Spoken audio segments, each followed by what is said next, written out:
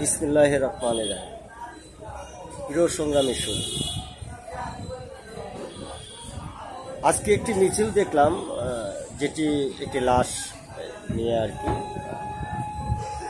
ওনাদের একটি স্লোগান আমার নজরে আসলো যে 1, 2, 3, 4 এবার হবে সংস্কার। বিষয়টি হচ্ছে যে আসলে আমরা যে সেই বঙ্গবন্ধু গান শুনেছিলাম যে রাত পোহালে যদি শোনা যেত দুর্নীতি বাজার দেশে নেই। বিশেষ করে আজকে আমার যেটি মনে হয় যে আমরা যারা আসলে এই যে রাজনীতি, এই যে সংস্কার, এই যে চেতনার, এই যে রক্তপাত, এই যে সংঘর্ষ, আমরা কিন্তু ক্রমশ কিন্তু এটির মধ্যেই কিন্তু রয়েছে এবং এটি আমাদের ধারাবাহিকতা কিন্তু এইভাবে কিন্তু আমাদের চলছে। এবং বিশেষ করে আজকে বাংলাদেশের যে রাজনৈতিক পরিস্থিতি, এতে আমরা আমাদের ঘরের মধ্যেই কিন্তু আমরা ভাইয়ের শত্রু হয়ে গিয়েছি। কেন হয়ে গিয়েছি?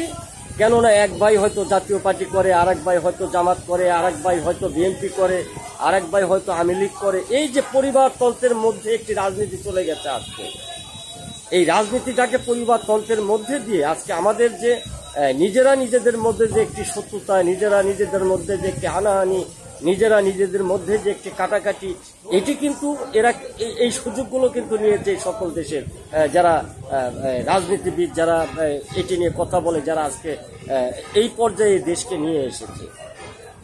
এটি আসলে আমরা কতটুকু চিন্তা ভাবনা করেছি, এটি কতটুকু চিন্তা ভাবনা করে আমরা সিদ্ধান্ত নিচ্ছি, সেটি কিন্তু ভাববার বিষয়। আজকে আমার শুধু নয়, একার নয়, প্রতিটি দেশের প্রতিটি নাগরিকের আমি মনে করি। আর সংস্কার যদি করতে চান, সেই সংস্কারটি আসলে কিভাবে করবেন? দেখুন, আজকে এই যে আমরা বৈষম্য বিরোধী আন্দোলনের কথা বলি, এই যে জুলাই চেতনার কথা বলছি এবং জুলাই চেতনার মাস এসে গেছে, আমরা হয়তো আগামীকালকে মিলাদ মাহফিল পড়াবো, সবার জন্য দোয়া করব, কিন্তু এই দোয়া দিয়ে তো ভাই আসলে দুর্নীতিবাজ দেশ থেকে কমানো যাবে না। এই দোয়া দিয়ে কিন্তু দেশের মানুষের যে শান্তি, সেটি কিন্তু আসবে না। কেননা আমরা যে জায়গাগুলো পরিবর্তন করার কথা, যে জায়গাগুলোকে সংস্কার করার কথা, যে জায়গাগুলোতে প্রতিনিয়ত আমরা জাতি হিসেবে ধোঁকা খাচ্ছি, প্রতিনিয়ত আমরা তারা লুট করে দেশের বাইরে নিয়ে যাচ্ছে এবং আমরা সেই ট্যাক্সের টাকা প্রতিনিয়ত আমরা ভরছি, এই দিকগুলোকে যদি সংস্কার করতে চাই, করতে পারি, তাহলে আমার যেটি মনে হয় যে একটি জাতিকে আসলে পিছন দিকে ফিরে তাকাতে হবে না এবং সেই জাতি সামনের দিকে তারা এগিয়ে যাবে। কেননা আমাদের দেশ যে দরিদ্র অবস্থা, আমাদের দেশ যে শোষণ প্রক্রিয়া, এগুলো কিন্তু ওনারা প্রতিনিয়ত কিন্তু আমাদের রেখে দিয়েছে। কেননা আমরা এখান থেকে উত্থান হবার এবং উদ্ধার হবার মতো কোনো প্রসেস এই রাষ্ট্রীয়ভাবে কিন্তু করা হয়নি। এই দেশের একজন স্বচ্ছ নাগরিক হিসেবে, এই দেশের একজন মানুষ হিসেবে আমার যেটি মনে হয় যে আজকে নির্বাচন কমিশনের একটি সংস্কারের প্রয়োজন রয়েছে এবং সেটি দ্রুত। সেটি কেমন? যারাই নির্বাচন করবেন, যারাই পার্লামেন্টে যাবেন, তাদের নির্বাচন করার পূর্ব মুহূর্তের থেকে তাদের সম্পদের যে হিসাব, সেটি দিতে হবে পরিপূর্ণভাবে। এটি 1 নম্বর। 2 নম্বর হচ্ছে তাদের পাসপোর্ট, ভিসা এবং যা কিছু রয়েছে তারা বিশ্বের কোথাও ভ্রমণ করতে পারবে না। হয়তো কথাগুলো কেন বলছি, অনেকে হয়তো আমার কথায় সংকোচ নিয়ে আসতে পারেন। এটি কেন বলছি? কেননা দেশের বাইরে কিছু মানুষ থাকে, সরকারের যে দুর্নীতি, আর সেই কারণে যে একটি চাপ সৃষ্টি হয়, তখন দেখা যায় যে তারা বিদেশের মাটিতে থেকে আর দেশে আসে না। কেননা যে অর্থ লুটে নেবার, সেটা কিন্তু তারা লুটে নিয়ে কিন্তু অটোমেটিকলি চলে গেছে।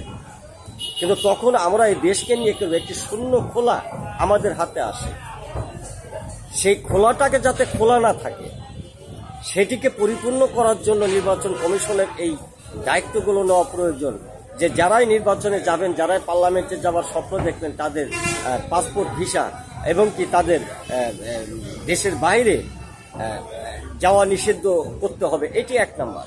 2 নম্বর হচ্ছে নির্বাচন যে একটি মেয়াদ এখানে দেওয়া থাকে, সেই মেয়াদের মধ্য দিয়ে, সেই মেয়াদ সেটি 3 বছর হোক অথবা 5 বছর হোক, এটার মধ্য দিয়ে যদি 5 বছর একটি রাষ্ট্রের কাঠামো থাকে, তার চেয়ারের একটি পাওয়ার থাকে, দায়িত্ব থাকে, তাহলে 5 বছরের একদিন পূর্বে তিনি যখন পদত্যাগপত্র গ্রহণ করবেন, তিনি যখন সংসদীয় দায়িত্ব থেকে তারা সেখান থেকে চলে আসবেন, তখন তাকে 6 মাসের মধ্যে কোনো পাসপোর্ট ভিসা দেওয়া যাবে না।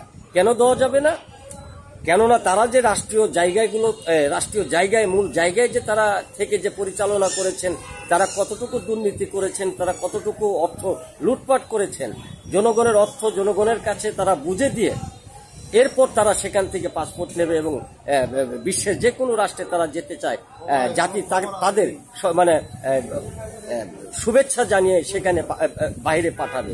এটি হয়তো আমার যেটি মনে হয় যে আজকে বাংলাদেশের এমন পরিস্থিতির পরিবর্তন যদি না নিয়ে আসতে পারেন, এমন পরিস্থিতির সংস্কার যদি না করতে পারেন, এবং এমন অবকাঠামোর মধ্যে যদি আপনারা ওনাদেরকে বন্দি করতে না পারেন, তাহলে এই যে আমরা জাতি হিসেবে যে স্বপ্ন দেখেছি, জাতি হিসেবে যে রক্তপাত, এটি আমাদের কোনো লাভেই আসবে না এবং কোনো কাজেই আসবে না। সেই দিকগুলো চিন্তা ভাবনা করে আমার যেটি মনে হয় আজকে দেশ এবং দেশের প্রতিটি মানুষের কাছে আমার এই আওয়াজটি, আমার এই কথাগুলো গুরুত্ব সহকারে একটু পৌঁছে দেবেন। কেননা আমি সহমত পোষণ করেছি, কেননা আমরা আজকে যারা রাষ্ট্র ক্ষমতায় যাবে এবং যারা এমপি হবে, তাদের দেখে আসলে আমরা এই যে একটি সংকট, আমরা একটি অর্থনৈতিক ভর্তুকি, এটি আমরা আর দেখতে চাই না। আমরা একটি নতুন সমৃদ্ধশালী বাংলাদেশ দেখতে চাই, একটি শক্তিশালী বাংলাদেশ দেখতে চাই, একটি দুর্নীতিবাজ মুক্ত বাংলাদেশ দেখতে চাই। এবং সেই প্রত্যাশা এবং সেই আশা নিয়ে আজকে আমি আপনাদের কাছ থেকে বিদায় নিচ্ছি। সকলকে ধন্যবাদ।